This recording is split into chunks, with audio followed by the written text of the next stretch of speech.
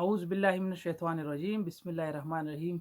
د افغانستان قدرمنو مالدارانو او مسلکي کسانو السلام علیکم ورحمت الله وبرکاتو. الله جل جلاله دې وکړي چې روغ او جوړ اوسئ.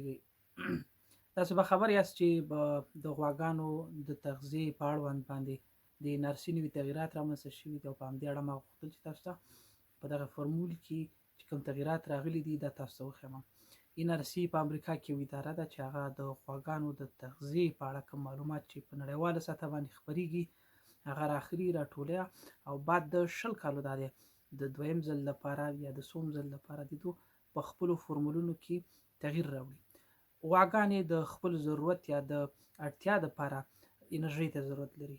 دا چې په تیرو 20 کلونو کې جینټیکي پرمختګونه رامنځته شوي دي او همدا ترتیب د تولید په سطح کې هم فرق راغلی دی. نو هغه فرمول چې پخوا د بقا یا د ژوندۍ پاتې کېدو لپاره منل شوی و په هغې کې لږ تغییر راغلی دی. داسې ویل کېږي چې د پخواني فرمول په پرتله باندې د 10 نه تر 20% پورې تغییر راغلی دی. زه تاسو ته دا فرمول اوس په عملي ډول باندې ښیم چې څنګه کولی شو چې د غوا د وزن په اساس باندې مونږ وکولی شو چې د غواګانو د ضرورت انرژي یا د بقا انرژي چې په هغې باندې دا ژوندۍ پاتې کېږي وموندو. دا فرمول عمومي دی، یوازې د هولسټین نسل لپاره چې دی د تطبیق وړ دی. تاسو کولی شئ چې په نورو نسلونو کې تطبیق کړئ، خو کیدای شي په نورو نسلونو کې هغسې نتیجه د اعتماد وړ نه وي لکه څنګه چې د هولسټین دپاره دا چې هولسټین نسل په نړۍ کې ډېر زیات دی او د تولید دپاره اکثره وخت پکارېږي. نو په همدې اړه باندې دغه فرمول په هولسټین کې زیات تطبیق کړئ. ښه ګرانو دوستانو، د دې فرمول تاسو ته ما پاس لیکلی دی. غواړم تاسو په عمل کې دا وښیم چې دا سره کم موږ محاسبه کوو. 0.10 دا ثابت عدد دی، دا ضربو د غوا وزن چې دی دا کیدای شي 1500 کیلو کیدای شي 600 کیلو وي. ولسټینو غواګانې د 200 کیلو نه اکثره پورته وي. مثلا زموږ غواګانې دي دویم ځل لنګون کې 250 کیلو وزن لري. د وزن شو د وزن چې دی په توان راځي، دې کې توان علامه وهئ او دې کې دا 2 پاکوئ. توان د 0.15 دا فرمول دی، یعنی 0.10 ضرب د غوا وزن به په توان د 0.15. نو دا موږ ته څو راکوي؟ 14 راکوي.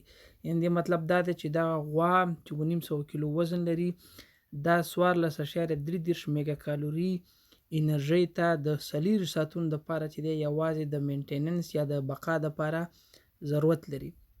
بل مثال ځال کوم، مثلا 0.10 ضرب مثلا زموږ غوا د 800 کیلو ده په توان دی، توان وهمه صحیح ده 0.15. دا ثابت فرمول دی. دا باید بند کړم دلته قوس دا دی.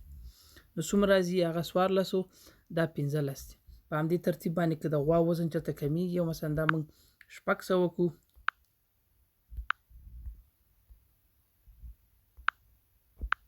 نو وګورئ تاسو دا 12 ته راغی. که دا مثلا موږ 1500 کړو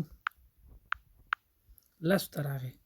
نو څومره چې د غوا وزن کمیږي په همغه اندازه باندې د انرژي چې دا د 4 ساعتو کې شواروز کې کمیږي. څومره چې وزن زیاتیږي په همغه اندازه باندې دا هم زیاتیږي.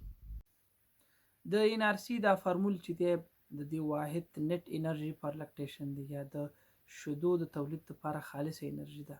د دې واحد چې دی دا میګا کالوري پر کیلو انرژي دی. د جیرې په جوړولو کې مخکې د دې نه چې تاسو د غواګانو د شیدو د نورو شیانو د انرژي توزین وکړئ، نو لومړی دا لازمه ده چې تاسو د غواګانو د بقا انرژي وسنجوئ. د بقا د انرژي د سنجولو نه وروسته تاسو کولی شئ چې نورو شیانو ته بیا لاس واچوئ. مثلا کولی شئ د شیدو تولید ورسره وسنجوئ، د هغې نه وروسته د هغې پسې بیا کولی شئ چې د بلاربوالي او په همدې ترتیب باندې نور مسایل په نظر کې ونیسئ. خو دا هغه اول قدم دی چې تاسو مخکې د دې نه چې غواګانو ته مو انرژي وسنجوئ باید د بقا انرژي په لومړي سر کې، بیا د شیدو ورپسې خوا کې د بلاربوالي انرژي موږ سنجوو. په همدې ترتیب باندې بیا موږ دا کوم ضرورت چې دی دا راخلو موږ ته معلومات کېږي او د دغې ضرورت په اساس باندې موږ بیا جیره یا خوراکه جوړوو.